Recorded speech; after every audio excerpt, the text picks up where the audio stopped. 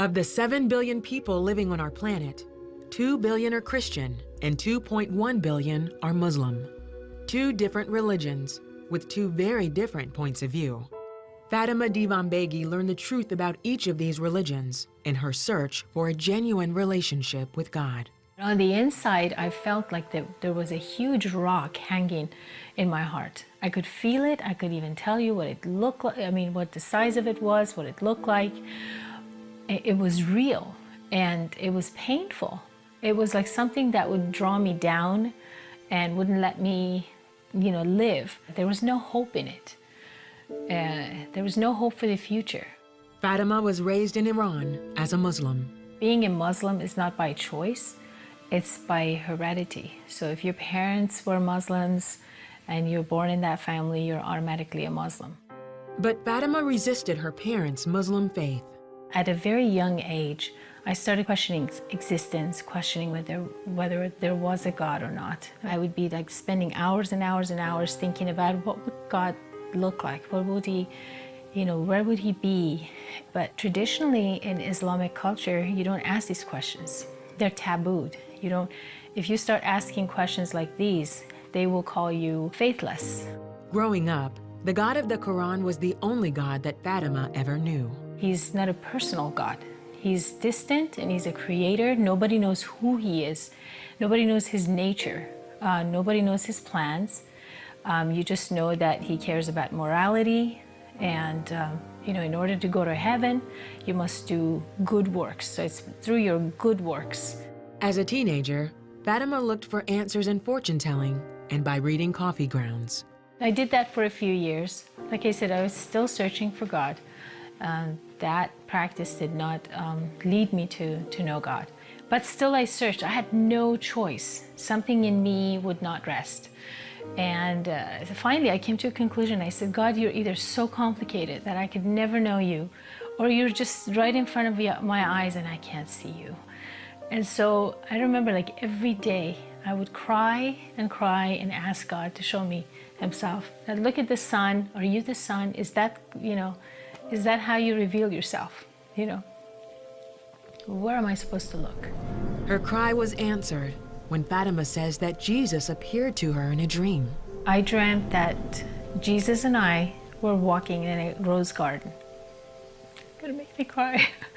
And we were walking, and in the dream I'm thinking he's a prophet. He's walking and I'm just following, and he said, do you want to come with me? And I said, yes. And I said, and he said, then follow me. And I said, my mind thinking, how would you follow a person who's not even, he was a prophet a long time ago. How would you follow a person and not his instructions? How would you follow? So that was kind of puzzling. Why would he ask me that? Night after night, Fatima had dreams about Jesus, God, and churches. Old churches, new churches, modern churches, And I dreamt that, my mom and all our family are, holding hands and going to the church. Fatima moved to the United States when she was 20. She met a friend from work who told her about Jesus. It was after he accepted the Lord Jesus that he found joy and peace, and those words just popped. And I said, wow, this is good. And he said, every time he receives it, every time they pray for him, he is filled with joy and peace. And I said, oh, I want that. I want the joy and peace, So Fatima went to a Christian church, and a woman there asked her, do you believe Jesus Christ is God? And I said, did he say that? Did he say that he was God? And she said, yes, he says that. I said, sure, I believe he's good. Trust me, I'll find out if he's not. Think of, I'll just find out, things aren't true. But I'm willing to give Jesus a try, definitely.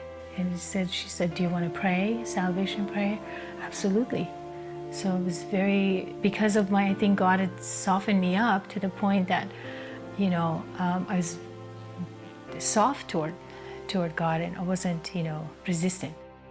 That night, after years of searching, Fatima prayed to become a Christian. Things just started changing. That heavy, heavy heart, that stone that I could, it was sharp even. I could feel how sharp and painful it was. That was gone. It was completely gone. That night, the Lord just like He took His hand in my heart and took that rock out permanently.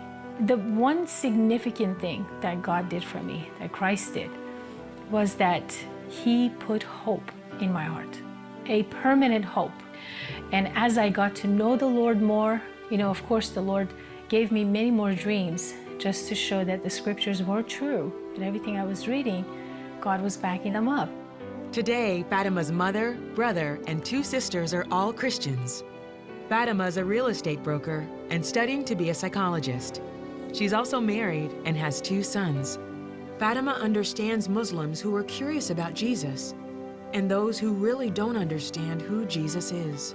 I would say don't say no just because your parents were Muslims, parents before, your great-grandparents were Muslims, and this is what you're always taught. You need to find God for yourself. He's available. If Jesus says He's God, then He will prove it.